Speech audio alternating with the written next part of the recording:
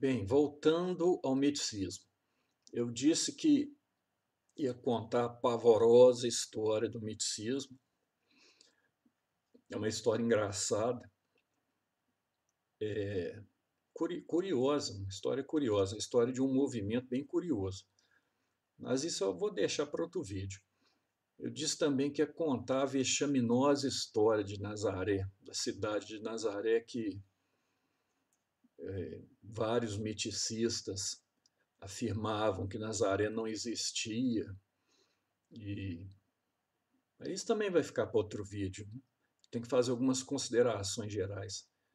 Mas atualmente todo mundo sabe que a cidade de Nazaré existia no tempo de Jesus. Só falta encontrar uma placa assim, bem-vindo à cidade de Nazaré. Essa é a única descoberta arqueológica que falta. Já encontrar de tudo naquele lugar ali. E aí dizem que naquele lugar não tem sinagoga, mas isso é falta de conhecimento de cultura judaica, né? Se tem 10 pessoas na cidade, já está pronta a sinagoga. Pode se reunir numa casa, não precisa construir um prédio específico, não.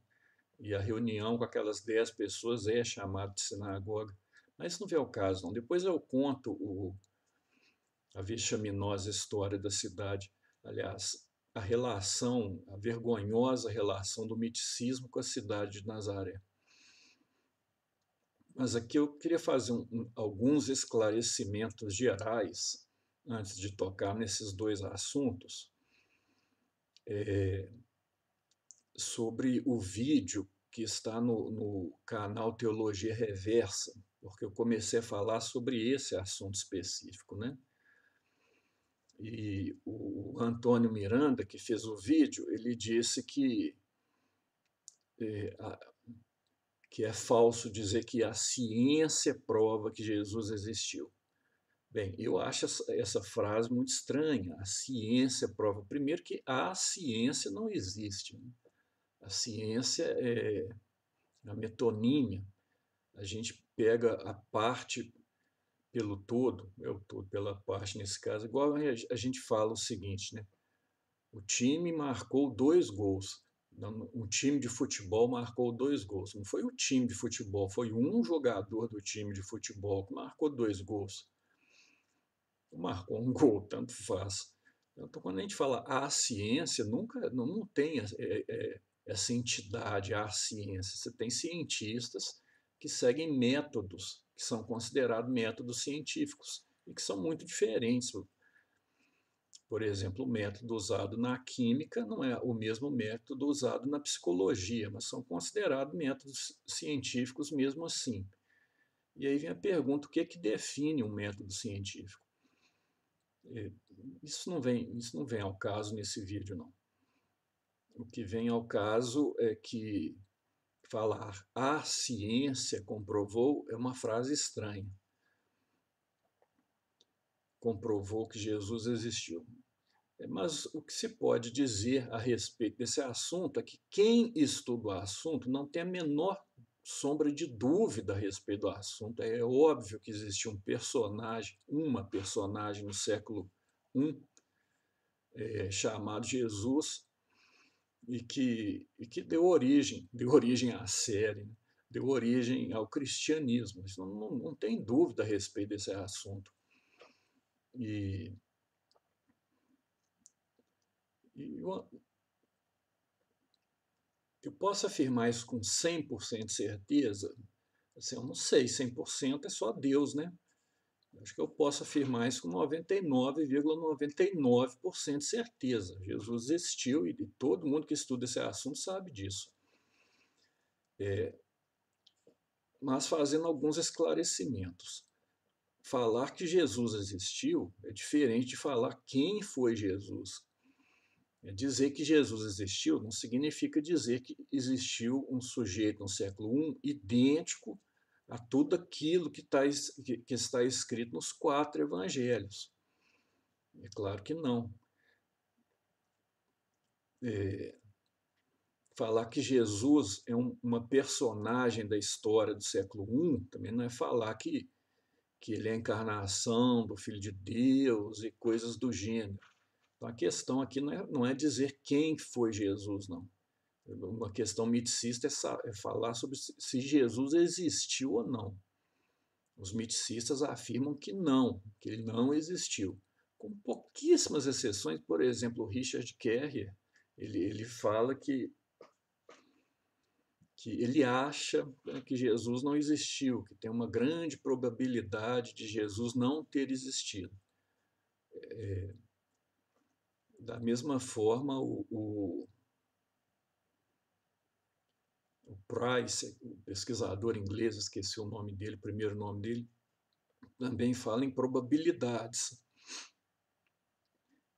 Então tem que fazer esse esclarecimento em primeiro lugar. O miticismo vai dizer que Jesus não existiu, e é isso que eu estou dizendo.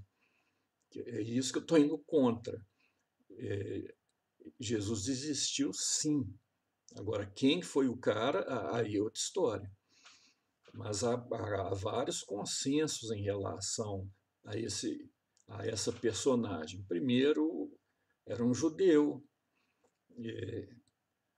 que pregou pelo menos na Galileia e na Judéia, foi batizado por João Batista, era um pregador carismático, era taumaturgo, exorcista. O centro da pregação de Jesus era o reino de Deus, o reino dos céus. Agora, o que significa esse reino? Aí cada pesquisador fala uma coisa diferente, mas o centro da pregação dele era essa. O centro era esse, né, o reino. E teve seguidores, teve discípulos, e se indispôs com as autoridades judaicas, ou com as autoridades romanas, ou com as duas juntas, e acabou crucificado. Isso aí ninguém duvida disso, não. E aí pode acrescentar, os discípulos disseram que ele ressuscitou, mas aí já começa a história dos discípulos, né? Das testemunhas que conviveram com Jesus.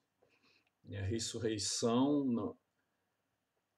Bem, até um tempo atrás, todo historiador, quando ia estudar Jesus histórico, parava na crucificação. Chegou na crucificação, acabou a história de Jesus, só até ali. Hoje em dia já não se faz isso mais, porque aconteceu algum fenômeno ali, os discípulos disseram que ele ressuscitou, mas que fenômeno foi esse? Aí cada um inventa uma história, também não vem ao caso saber exatamente o que aconteceu. O Antônio falou que os discípulos ficaram deprimidos, né? Inventaram que ressuscitou. Isso aí não é possível. Com a quantidade de gente nesse mundo que perde filho, que perde esposa, namorado e fica deprimido. Se depressão é motivo para ressuscitar alguém, para falar que alguém ressuscitou, o mundo está entupido de ressuscitado. Depressão não gera a fala de que alguém ressuscitou, não. Tem que ter uma outra explicação isso aí. Mas também se ressuscitou, não, nem vem ao caso um troço desse. O que vem ao caso é o seguinte, a existência dele.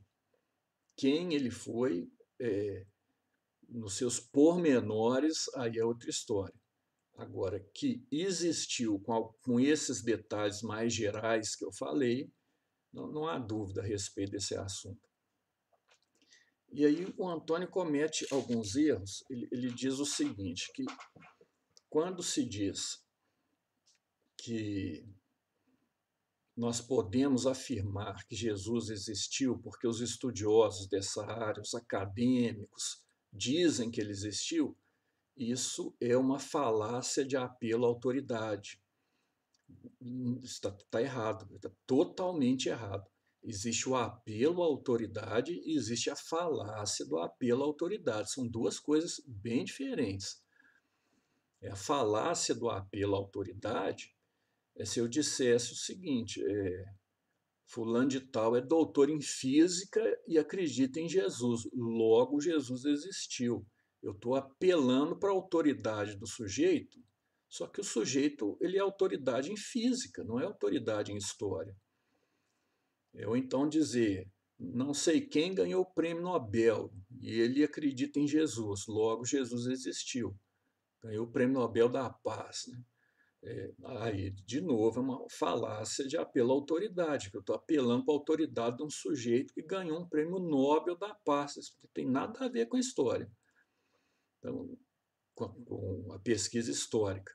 Então, quando eu apelo para a autoridade de um sujeito que não é autoridade naquele assunto específico, aí eu cometo uma falácia de apelo à autoridade.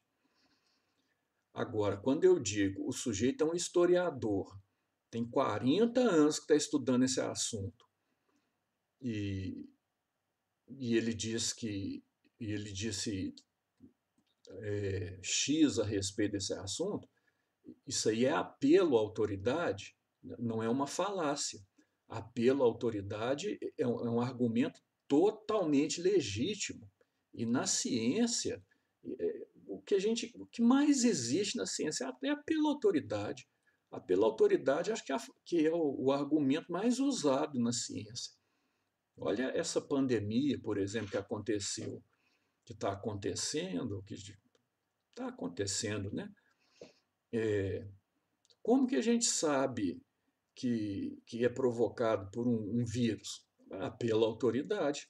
Quem está estudando, quem começou a estudar o assunto falou que era. Quem entende do assunto diz que é um vírus. Isso é pela autoridade. Mas o cara entende do assunto. Se o padeiro dissesse assim, é um vírus, bem, aí não, né? O cara tem doutorado em padaria. Aí eu falo, o cara tem doutorado em padaria, está dizendo que é um vírus. Aí não, aí é um apelo à autoridade. O cara entende pão, não entende vírus. Mas se um sujeito entende de vírus e ele está falando que existe esse negócio aí, então a gente tem que acreditar. Ué. A ciência é baseada na confiança. A ciência. Tem gente que fala dicotomia, fé e razão, isso é besteira. A ciência é totalmente baseada, quase totalmente baseada na fé também. Né? Na fé no sentido de confiança. Você tem que confiar naquela pessoa que pesquisa, senão não tem jeito de saber nada, não.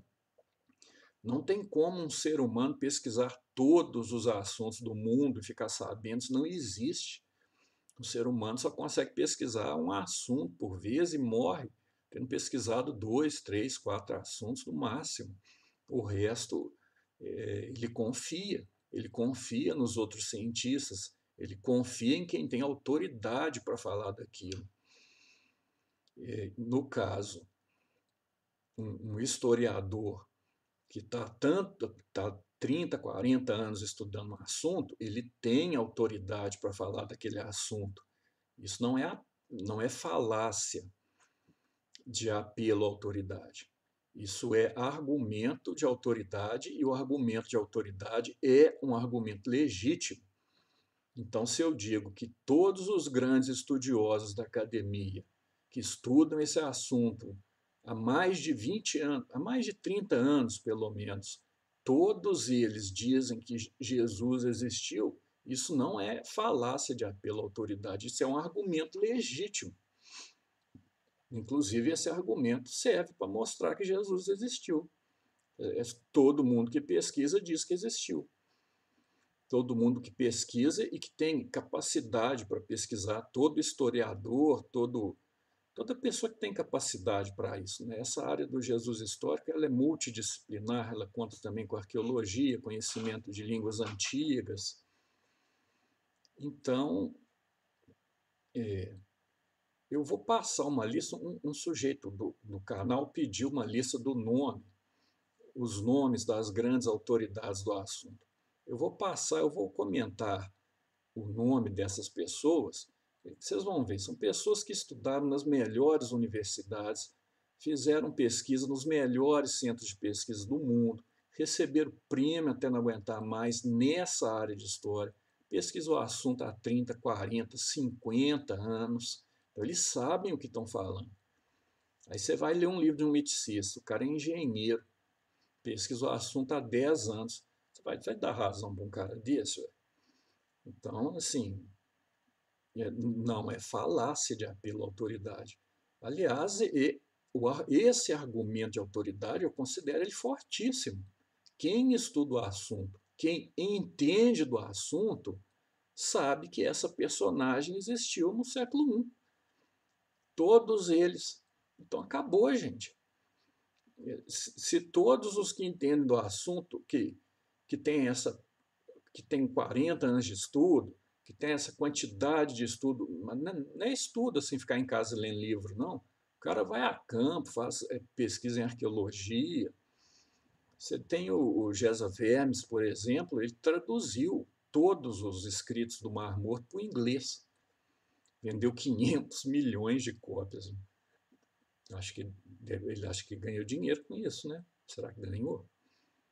Ele traduziu o manuscrito do Mar Morto para o inglês, vendeu 500 milhões de cópias, deve ter ficado rico. Teve um sujeito que perguntou assim, qual que é o ganha-pão desse povo?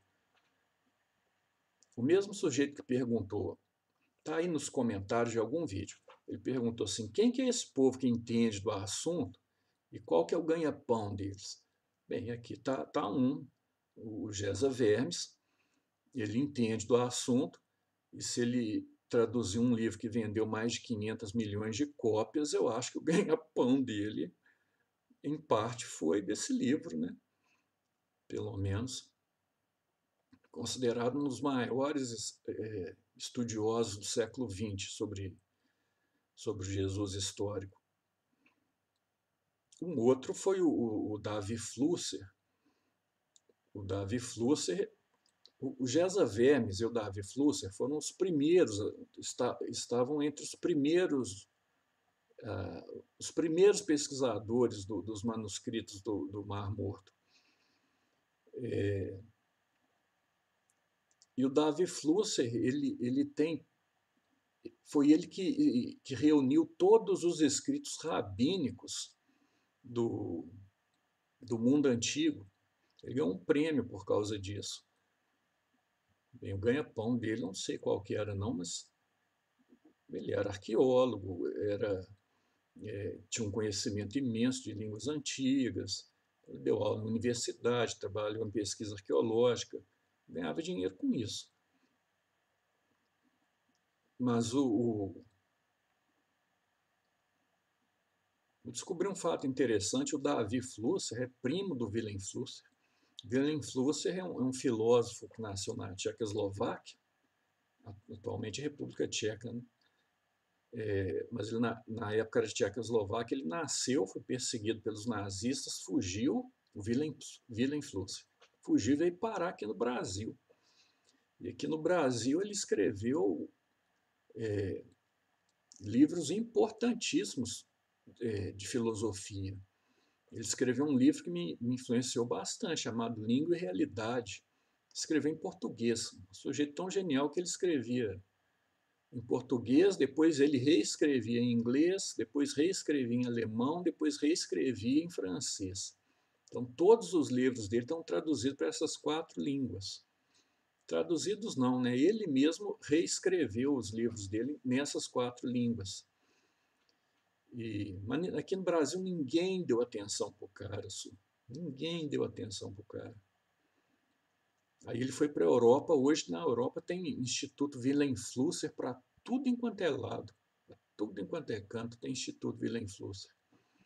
Considerado um dos maiores filósofos do século XX na Europa, porque quando ele estava aqui no Brasil, nem quiser dar emprego para ele numa universidade, o Brasil é um vexame, meu Deus do céu. E o Wilhelm Flusser era primo do Davi Flusser, eu fiquei sabendo disso há pouco tempo. E o Davi Flusser foi um grande estudioso dos escritos rabínicos, dos escritos do Mar Morto, também trabalhou com os escritos de Qumran. Minha pronúncia saiu errada, mas é mais ou menos isso mesmo. Trabalhou na organização, na tradução. Bem, aí tem uma quantidade de gente que estuda o assunto com muita seriedade e todos eles chegam. Não há motivo para ter esse tipo de dúvida. Então, isso não é apelo, não é uma falácia de apelo à autoridade. Isso é um argumento de apelo à autoridade. esse argumento é legítimo e esse argumento é fortíssimo. Todos os grandes estudiosos concordam que o negro existiu, o negro no caso é Jesus, o negro existiu e que o negro viveu, que era judeu, pregou na Galiléia, na Judéia, foi batizado por João Batista, teve discípulo, pregou o reino, se indispôs com o pessoal lá, acabou morrendo na cruz. Ninguém duvida disso não, gente. Ninguém a não ser os miticistas, né? Mas aí você vai ver quem são os miticistas.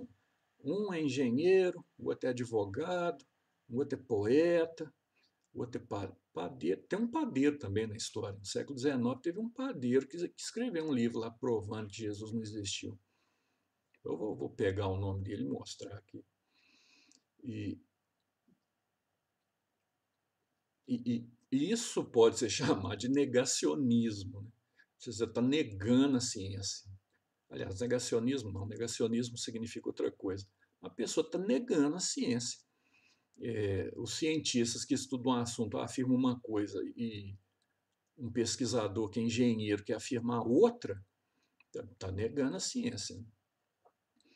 Então não tem falácia de apelo à autoridade nenhuma. E aí o Antônio também fala de outra falácia, apelo à multidão. Também não tem essa falácia não. Apelo à multidão é se eu falasse algo do tipo: existe 1 bilhão, 2 bilhões de cristãos no mundo, logo Jesus existiu, porque essas 2 bilhões de pessoas acreditam nele, na existência histórica dele. E isso é uma falácia de apelo à multidão. Né? Não é porque 2 bilhões de pessoas acreditam que a coisa existe. Né? Aí seria uma falácia. Mas quando eu digo todos os historiadores que estudam, renomados que eu digo é que estão dentro da área, né, da área da história, da arqueologia, que conhecem as línguas antigas e que estão estudando nos melhores centros de pesquisa do assunto há mais de 30 anos, há mais de 40 anos, é esses pesquisadores que eu estou chamando de renomados. Se todos eles afirmam uma coisa, isso não é apelo à multidão, não. Não é falácia de apelo à multidão, não. Isso é constatação de um fato. E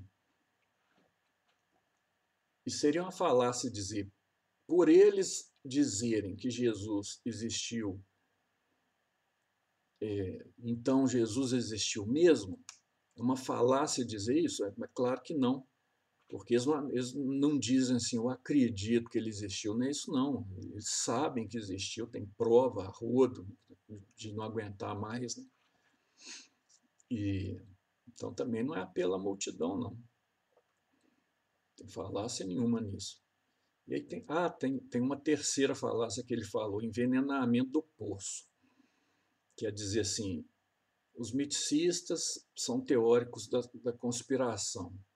Aí já está envenenando o poço. Envenenar o poço significa indispor a pessoa,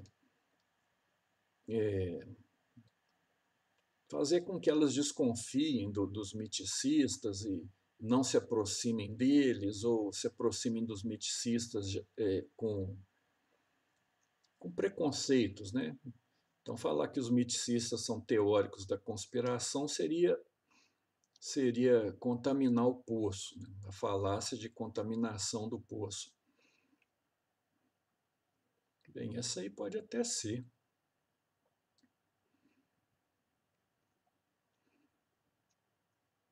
Mas pelo menos um grande número de miticistas, o miticismo tem característica mesmo de teoria da conspiração. Não dá para fugir disso, não. Eles acreditam que Jesus não existiu, que inventaram essa personagem. Quem que inventou isso? Um grupinho. Fizeram uma conspiração e inventaram isso para o quê? Por fins políticos. É claro que existem finalidades políticas na história humana, mas dizer que a política é o motor da história humana, como alguns teóricos dizem, algumas pessoas pensam, isso aí é falso, é só ler a história humana que você vai ver que a política é um dos motores, mas não é o único. E em muitos momentos não é nem o motor mais importante. Tanto assim que tinha cristão que era martirizado. O sujeito chegava e falava assim: ou você deixa de ser cristão ou você morre. O cara queria, então me mata. Um sujeito que está falando isso é porque ele quer mandar nos outros, é porque ele está com interesses políticos? Não, de forma nenhuma, né? O interesse dele é diferente. Existem pessoas que de fato têm interesse político, mas uma quantidade imensa de pessoas não está nem aí para isso, não. Eu tenho interesse político? Eu nem sei se eu tenho interesse político. Bem, eu não me interesso muito por política, né? Mas não sei se eu tenho interesse nessas coisas, não. Então, claro que tem interesse político por trás da história, mas colocar o interesse político como sendo principal, isso aí é um erro. Então, aí vem a teoria da conspiração. Um pequeno grupo de pessoas, elas conspiraram para quê? Para criar uma personagem chamada Jesus, e enganou todo mundo. Fez uma conspiração e enganou todo mundo. É claro que é uma teoria da conspiração, gente. E tá todo mundo enganado até os dias de hoje. A Igreja Católica engana todo mundo, os protestantes enganam todo mundo, todo cristão engana todo mundo, a Bíblia engana todo mundo. Tem um grupo que está conspirando para manter uma mentira e, e ninguém sabe disso, ninguém percebe isso. Só os iluminados dos miticistas. É óbvio que é uma teoria da conspiração. Isso não é sujar o poço, não é falácia de poluir o poço, não tem nada disso, não. Você tem exceções, né, como Robert Price, por exemplo, Richard Carrier, tem uma ou outra exceção de pessoas que duvidam da existência histórica de Jesus, a gente pode até discutir melhor cada um desses autores. Mas você vai ver, o Richard Carrier nasceu ontem, né? Ele começou a dar aula em 2012, meu Deus do céu. Acho que a tese dele foi apresentada em 2008. Isso é ontem. O sujeito tem capacidade ainda para falar do assunto. Não, Robert Price tem. Robert Price tem muito tempo já que ele estuda esse assunto. Mas a maioria não. A maioria dos miticistas fazem parte, sim, de uma teoria da conspiração, de um sistema conspiratório, da teoria da conspiração como sistema. Eu falei que eu ia explicar isso, eu vou explicar isso num vídeo, o que significa teoria da conspiração e qual que é o fundamento para falar um negócio desse. Agora, olha só, junto com Jesus, nós temos no século II, no século III, uma grande quantidade de escritos de pessoas que conviveram com os apóstolos. Você tem ali no começo da vida de Jesus, você tem Jesus e as pessoas que conheceram Jesus, os discípulos e os apóstolos.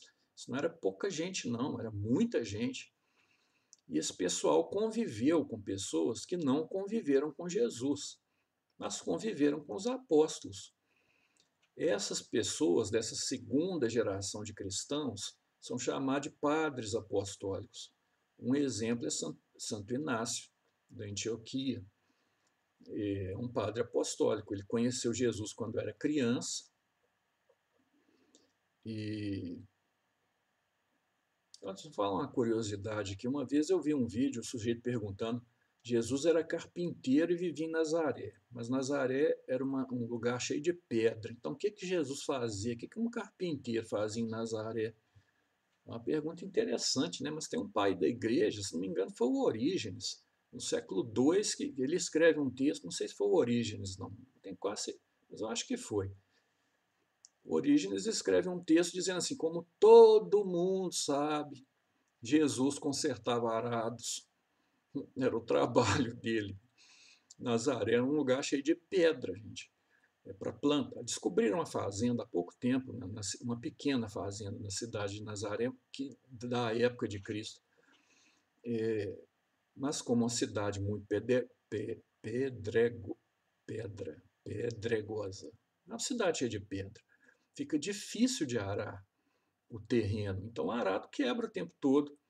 A coincidência, né, um sujeito no século II, ou final do século II, escreve: como todo mundo sabe, Jesus era carpinteiro e consertava arados. Olha só que coincidência, né? Para quem não acredita em Jesus, mas que baita coincidência. Além disso, carpinteiro vem de um termo grego que significa construtor. Então não significa exatamente um sujeito que trabalha só com madeira. E perto de Nazaré, a 4 ou 5 quilômetros de Nazaré, existia uma cidade chamada Séforis. A cidade tinha sido destruída por um incêndio. E na época que Cristo viveu, ela estava sendo reconstruída. É um construtor que vive em Nazaré, onde será que esse construtor trabalhava? 4, 5 quilômetros da casa dele tem uma cidade imensa, precisando de construtor. O cara vive em Nazaré, o que será que fazia, hein? O que será que José, que era o pai de Jesus, fazia? Será que ele ficava sentado lá em Nazaré, olhando para o céu? Ou será que ele ia para Séforis, ajudar a reconstruir a cidade? Tem algumas passagens bíblicas que são interessantes. Jesus demonstra conhecer transações comerciais típicas da época, transações bancárias, de empréstimo. Onde que Jesus aprendeu isso? Em Nazaré? Nazaré, pelos estudos atuais, devia ter aproximadamente 50 famílias na época de Jesus. Que transação comercial que existia em Nazaré? Nenhuma. Onde que Jesus aprendeu a fazer transação comercial? Deve ter sido em Séforis, né? Além disso, ele usa um linguajar, em alguns momentos, que remonta ao teatro grego. Ele fala do uso de máscaras para falar de hipocrisia. Se não me engano, é isso mesmo. Vou conferir melhor. Olha a coincidência, né? Em Séforis tinha um anfiteatro para 5 mil pessoas. E onde que ele aprendeu a falar, a usar termos do teatro grego?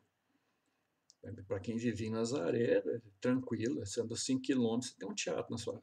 5 quilômetros no mundo antigo, não é lá grandes coisas, não, que o povo andava para cacete, vivia andando para tudo quanto é lado. Eu até duvido que Jesus tenha passado uma parte da vida dele em Nazaré, ele devia estar passeando para tudo quanto é canto ali. Mas assim, também falar que Jesus foi na Índia, igual algum povo fala, que foi para o Tibete, aí é um pouco de exagero, né? Tem gente que acha que ele veio para São Tomé das Letras. Se eu tivesse um pouquinho mais de criatividade, eu ia inventar uma teoria meticista, não. Inventar uma história bacana de Jesus, que ele, nos anos ocultos, ele veio para São Tomé das Letras, fazer não sei o quê. Passear nas cavernas, né? Fazer não sei o quê. Eu já fui lá na cidade, ela é bem interessante. Mas deixa isso para lá. Voltando ao assunto, Jesus consertava arados, talvez trabalhava em Séforis, pode ter trabalhado em Séforis, mas atualmente muitos historiadores não estão defendendo essa hipótese mais, não, que ele trabalhou em Séforis. Não sei porquê, mas tem motivos, né? Mas não está muito na moda dizer que ele trabalhou na cidade de Séforis. Mas para que eu estava falando isso? Ah, sim. Foi uma curiosidade, eu saí do assunto. Eu estava dizendo que as pessoas que conheceram Jesus, que é a primeira geração de cristãos, teve depois uma segunda geração de cristãos, como, por exemplo, Inácio da Antioquia, que conheceu Jesus quando o Inácio de Antioquia era criança, né? Dizem que ele brincava com Jesus. Uma das crianças que Jesus brincava era o Inácio da Antioquia, mas isso aí eu acho que é tradição, não sei se tem fundamento não. Mas de todo jeito, o Inácio da Antioquia conheceu os apóstolos. Essa segunda geração de cristãos são chamados de padres apostólicos. São pessoas que não conheceram Jesus, mas conheceram os discípulos de Jesus, conheceram os apóstolos. Inácio da Antioquia foi um deles. Policarpo, que também foi discípulo de Inácio da Antioquia, também conheceu os apóstolos, só que Policarpo era novinho, hein? Ele recorda que via os apóstolos pregando, os discípulos em geral de Jesus pregando, e que ele ficava lá olhando, sem maiores pretensões. Ele era novo ainda, mas depois ele se tornou cristão, tendo como mestre o Inácio da Antioquia. Então aí você já tem uma segunda geração de cristãos. Depois tem uma terceira geração de cristãos, que não conviveu com Jesus e nem com os apóstolos e discípulos, mas conviveu com aqueles que conviveram com os apóstolos e discípulos de Jesus. Isso é gente pra cacete, meu Deus do céu. Isso é gente que não acaba mais. Ué. O mais famoso deles é Irineu. Irineu conviveu com Policarpo, que conviveu com Inácio da Antioquia, que conviveu com Pedro, conviveu com Paulo, conviveu até com Maria, conviveu com João. Então você tem gerações de cristãos que vão passando conhecimento um para o outro. Né? E Santo Irineu, quando estava em Lyon, o Policarpo mandou o Irineu. O Irineu não queria sair. Policarpo, se não me engano, era bispo de Esmirra. E o Irineu era discípulo do Policarpo. E aí estava tendo uma perseguição de cristãos, tanto que o Policarpo morreu nessa perseguição, mas o Policarpo expulsou Santo Irineu de lá.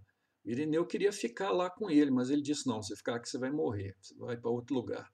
Ele foi para a cidade de Lyon, atualmente na região que a gente chama de França. Né? E ali ele escreveu uma penca de livros, né, defendendo o cristianismo. São chamados padres apologistas, são aqueles que defendem o cristianismo. Geralmente eles são a terceira geração de cristãos.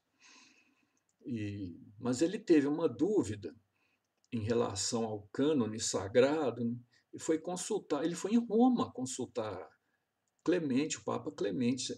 Se não me engano, foi o Papa Clemente, que por sua vez viveu com Cleto, que conheceu Marcos e Pedro. Então, esse relacionamento entre a primeira geração de cristãos, a segunda geração, a terceira geração, isso aí é conhecido. E mesmo se a gente não soubesse o nome, é evidente que a primeira geração conhece a segunda, que conhece a terceira, e vai espalhando o conhecimento a respeito do sujeito. O sujeito aqui é Jesus. Mas aí vem um miticista e fala que esse povo foi todo enganado. Como, meu Deus do céu? Como que eles foram enganados? Você tem um grupo de romanos, você tem um aí que está falando que foi Plutarco que escreveu o Evangelho de Lucas. Acho que foi Plutarco mesmo que ele está falando. Puta que pariu. Né? Daqui a pouco vão dizer que foi minha mãe que escreveu o Evangelho de Mateus. Né? Outras pessoas acreditam que foram famílias romanas que escreveram os evangelhos. Isso é falta de cultura demais, gente. Qualquer pessoa ligada à literatura. Existem estudos literários que é diferente de estudos linguísticos. Então, existem pessoas ligadas à literatura que estudam a Bíblia do ponto de vista literário, não é do ponto de vista linguístico. Exegeta não entende esse assunto, não. Do ponto de vista literário. Partindo do pressuposto, que, bem, pode estar certo ou errado, que tem uma estrutura subjacente ao texto. A estrutura dos evangelhos é completamente diferente da estrutura dos textos romanos, completamente diferente da estrutura dos textos gregos. É impossível um romano escrever o evangelho. É impossível um grego escrever o evangelho. Por quê? Porque a mentalidade deles é completamente diferente. É a mesma coisa você pegar um chinês e falar assim, escreve um evangelho. Aí você vai lá no século I na China e pede para um chinês, escreve um evangelho. Aí inventa um personagem. Aí o cara inventa o personagem Jesus. Você não tem, isso é impossível. Romano escrever o evangelho é impossível. Você não tem. Isso aí é falta de conhecimento dos aspectos literários que estão subjacentes aos evangelhos, mas, por sua vez, combina com o Antigo Testamento, né? Ou seja, combina com o pensamento judaico. Então, falar que um judeu inventou a figura de Jesus, tudo bem, mas romano não tem jeito, não. Grego também não. Então, nós temos aí toda essa geração de cristãos de uma primeira fase, de uma segunda fase, de uma terceira geração, de uma quarta geração. Todo esse povo foi enganado, tadinho deles. Eles eram retardados, né? Eles eram burros, eles eram jacus. Será que o plural de jacu é jacus mesmo? Né? Deve ser, jacus. Esse pessoal cristão, eles eram um bando de babaca mesmo. Foram enganados por uma elite romana, ou então pelo Plutarco, ou então por quem? Pela minha mãe, que escreveu o Evangelho de Mateus. Tadinho da minha mãe, né? E quem mais?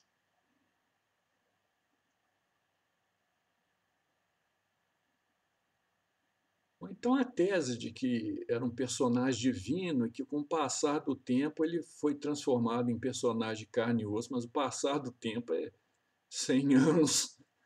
Oh, meu Deus do céu, 100 anos não dá para fazer nada, não, gente. Não dá para. Aí já é um total desconhecimento de como surge um mito, de como surge uma lenda.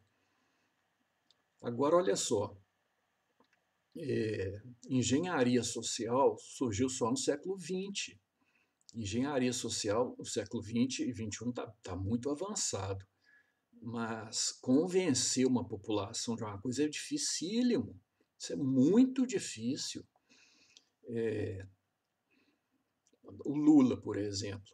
Eu, se alguém é mais velho, deve lembrar do Lula na década de 90. Ninguém votava no Lula.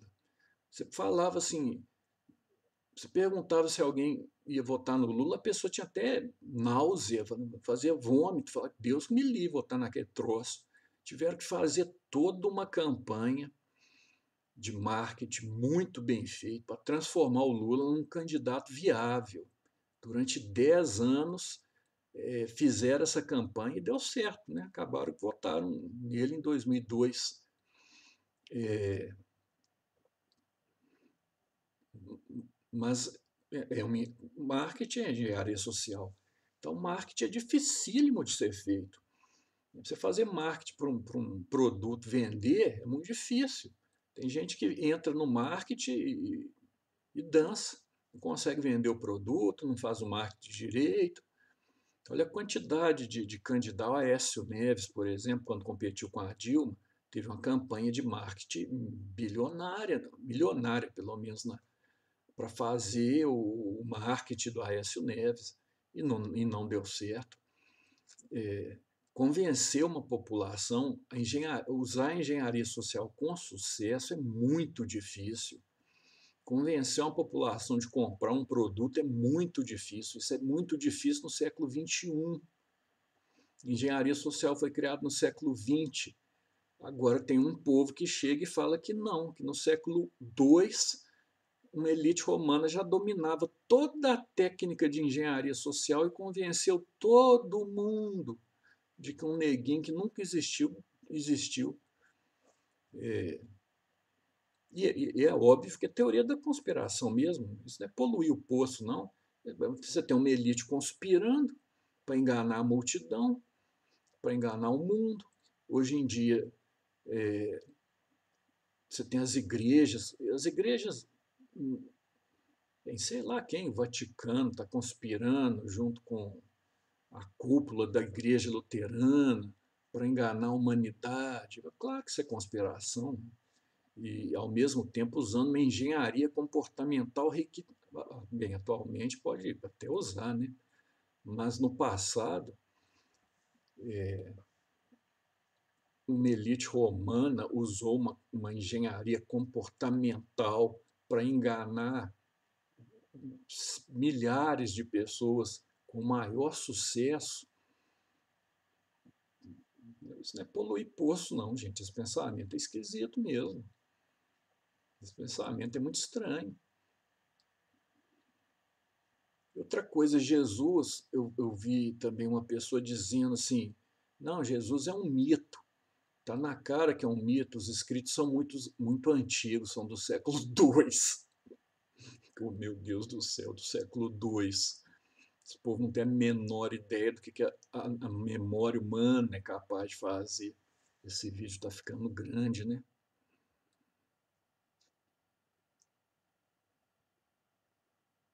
Acho que eu vou continuar depois. Mas só concluir essa parte. Esse povo não tem a menor ideia do que a memória humana é capaz de fazer. Vocês confundem o mundo passado com o mundo atual. Então acredita que o pessoal do passado tinha memória tão, tão ruim igual a minha. A minha memória é uma bosta, né? Mas o pessoal do passado tinha uma memória excelente, gente. E tanto que até hoje, na Índia, você encontra brahmanes capazes de recitar os Vedas todo de cor. Aqui no Brasil tinha um monge budista que recitava o Tripitaka todo de cor. O Tripitaka são mais ou menos o tamanho de 8 Bíblias. O cara recitava tudo de cor. Eu conheci um sujeito que recitava a Bíblia inteira de cor em latim. A minha memória humana é prodigiosa. Aí estão querendo convencer agora que em um século o pessoal esqueceu do que aconteceu. Oh, meu Deus do céu. Aí, e algumas questões técnicas também, né? Mito.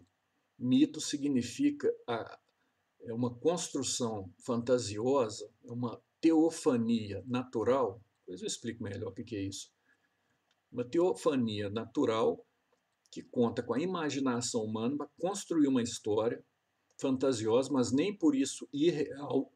O mito ele fala da realidade, sim, não de uma realidade concreta, de uma realidade empírica, mas ele fala de uma realidade. Mas o mito ele fala de uma realidade, ele diz de uma história que aconteceu antes do início dos tempos, antes da existência do ser humano. É isso que é um mito. Jesus está localizado na história. Quando um sujeito fala assim, quando Herodes era imperador não, né? Rei da Judéia, então quando Tibério era imperador em Roma, surgiu fulano de tal. Isso já não é mito mais, não. O sujeito está encaixado dentro da história. Só é mito quando é antes do surgimento do ser humano. Só. Depois, se já tem ser humano, já não é mito mais. Se já tem história humana, já não é mito mais, é outra coisa. Aí tem a epopeia, né? A epopeia conta a história dos heróis. E aí já há uma mistura de deuses, semideuses, seres humanos, filhos de homens, filhos de mulheres com deuses e de deusas com homens. Aí surgem os heróis. E o mito não passou para epopeia de uma hora para outra, isso levou muito tempo. Um mito para se formar, nem se sabe atualmente quanto tempo leva para um mito se formar, mas provavelmente mais de 2 milênios, mais de 2.000 anos, 100 anos, é brincadeira. Né? Um mito leva mais de 2.000 anos para se formar, uma epopeia leva mais de 1.000 anos para se formar. A epopeia hindu, por exemplo, que foi o Mahabharata e o Ramayana, foi registrado no século II a.C., ela já era contada, 1000 a.C., ela já era contada. Bem antes disso, ela já era contada. Passada de geração em geração através da tradição oral, da memória. Da mesma forma, a Ilíada e a Odisseia, aquilo ali passou durante séculos, aquilo passou pela memória humana. Ninguém escrevia aquilo, não. O mundo antigo não tinha esse negócio de ficar escrevendo, não. O pessoal decorava mesmo. E ficou uns 1000 anos sendo decorado, passando de geração para geração, até que alguém resolveu colocar no papel, né? Então, eh, o mito passa para a epopeia, não é de uma hora para outra, né, tem ali um momento de bem, não é de uma hora para outra. Tem um certo lapso de tempo, assim, que vai saindo do mito e entrando na epopeia. Então o mito, ele surge quando o ser humano está, de acordo com os antropólogos, em primeiro lugar surgem os rituais, os mitos surgem a partir dos rituais, que é uma coisa estranha, né? Eu sempre pensei que era o contrário. A primeira vez que eu vi isso foi numa aula de psicologia. Depois eu fui lendo antropologia e fui confirmando, os antropólogos falam isso mesmo. Em primeiro lugar, tem os rituais, e os mitos surgem a partir dos rituais. E surgem quando? 10.000 anos antes de Cristo, mais ou menos. Durante séculos aquilo vai se formando. Aí quando o ser humano começa a ter consciência de que ele existe como um ser inserido numa história, ele ainda não tem consciência de história, mas ele começa a ter consciência da própria existência, uma consciência ainda um pouco nebulosa, aí começa a surgir as epopeias, que também dura milênios para 2 milênios, para 1 milênio, para ser construída. A epopeia iraniana, se não me engano, a epopeia iraniana bateu recorde, viu? Eu acho que é mais de 2.000 anos a epopeia iraniana, o tempo que ela levou para ser registrada. Ela foi composta durante 2.000 anos aproximadamente, mais do que. Levou muito mais tempo, porque a epopeia hindu levou mais ou menos 1.000 anos. A epopeia grega, acho que 1.000 anos também, talvez, ou talvez um pouco menos. Então, assim, para se formar um mito, leva milênios. Se bobear uns 5.000 anos, 10.000 anos, nem se sabe direito quanto tempo. Uma epopeia já dura um tempo menor, 2.000 anos, 1.000 anos. Depois que termina as epopeias, começa a surgir a história, mas a história ainda ela é um pouco fantasiosa, né? E é nesse período em que Jesus narra, é de Buda para cá, né? Do ano 700, 600 para cá, já começa a se focar em personagens da história. Então, quando aparece a personagem Jesus, eu acho feio falar no feminino, né? Mas a personagem é feminino, então tem que falar a personagem.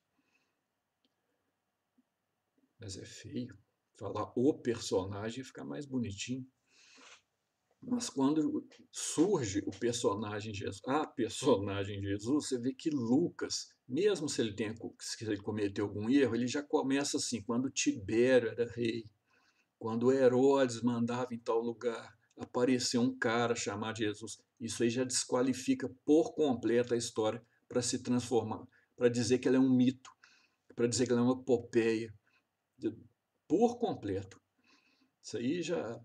Então, quando alguém fala que aquilo é um mito, que é uma epopeia, é besteira, mas é besteira demais. E, e fala, os evangelhos foram escritos muito tempo depois, 100 anos, 200 anos, né? Muito tempo. Que muito tempo, gente. Para povo antigo, 200 anos é uma hora. O mito, oh, meu Deus, miticista é muito engraçado mesmo. É falta de cultura, né? Muita falta de cultura. Aí fala, está envenenando o poço. Não, não estou envenenando o poço, coisíssima nenhuma, não. Isso é falta de cultura mesmo.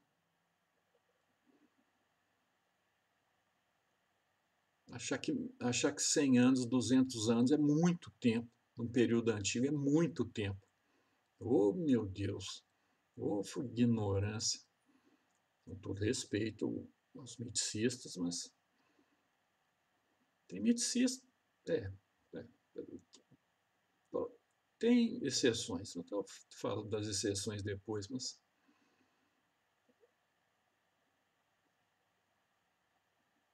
o Antônio Miranda ele indicou um livro chamado Nailed. Eu lembro que eu li esse livro, eu dei tanta risada, meu Deus do céu. O livro mostra assim, por que Jesus não existiu. Cada argumento besta, os mesmos argumentos de sempre, aqueles argumentos Eu já li esses argumentos em livros, livros escritos no século XIX, que foram refutados pelo Albert Schweitzer em 1906. Eu acho que foi em 1906 mesmo. Na edição, aqui no Brasil tem um livro chamado Em Busca do Jesus Histórico, do Albert Schweitzer. Essa tradução traz só o texto original, não traz os apêndices. Na edição alemã, na edição inglesa eu não sei, mas na edição alemã você encontra os apêndices. E um desses apêndices é refutando as pretensões miticistas, que são esquisitíssimas, e todas elas são aquelas que estão lá nesse livro, Neilith. Todas. Troço refutado em 1906. Todas têm exceção, né? Tem algumas coisas assim, um pouco mais atualizadas. Acho que eu vou pegar esse livro e vou comentando argumento por argumento. Que besteira. Eu já estou falando demais também. Deixa eu ver se tem mais alguma coisa para falar. Não tem? Até que tem. Ah, sim. O Antônio Miranda diz que o pessoal da Terra plana, da Terra jovem, os criacionistas, que todos eles se baseiam na Bíblia para fundamentar suas teorias estranhas. Mas se baseiam na Bíblia como? Em que tipo de interpretação bíblica? Me mostra um documento da Igreja Católica que diz que a Bíblia tem que ser interpretada daquele jeito. Me mostra um documento de alguma igreja reformada europeia que diz que a Bíblia tem que ser interpretada daquela forma, que diz que aquela forma de interpretar a Bíblia, aquela forma literalista de interpretar a Bíblia que é correta. Ou até mesmo os evangélicos norte-americanos. Existem alguns ramos fundamentalistas que são muito literalistas, esses eu deixo de lado, que surgiram no final do século XIX, né? Mas os cristãos nunca interpretaram a Bíblia daquele jeito. Então, o pessoal da Terra plana, da Terra jovem, o pessoal criacionista, nada contra o criacionismo, porque eu nem sei direito o que é isso, mas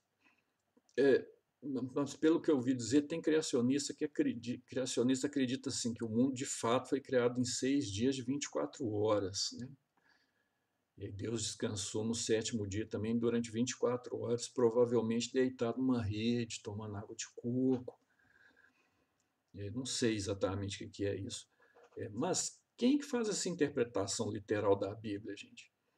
O cristianismo nunca fez. Pega os padres da igreja e vê como eles interpretam a Bíblia. Eu vou ler alguns trechos, eu vou fazer um vídeo e mostrar como que eles interpretam a Bíblia.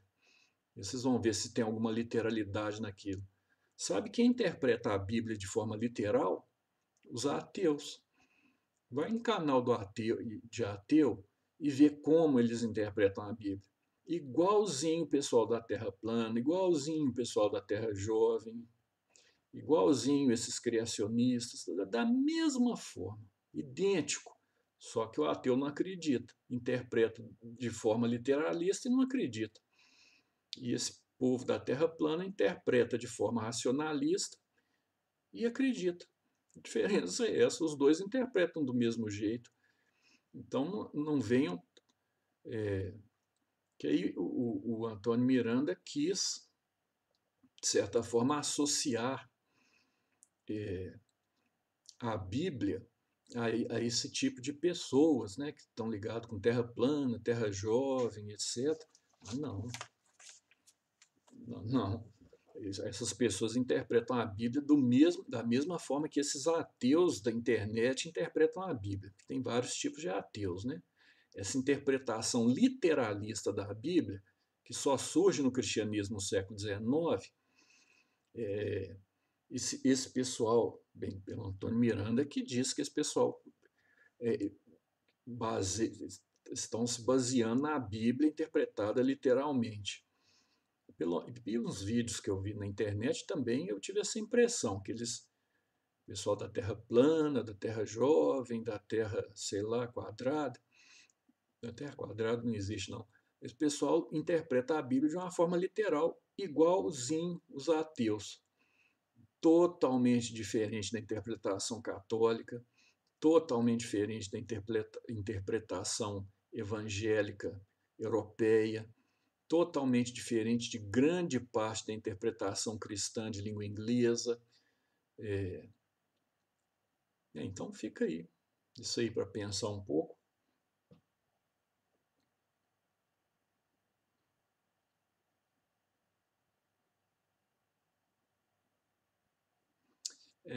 Então 1 hora de vídeo, eu falei demais.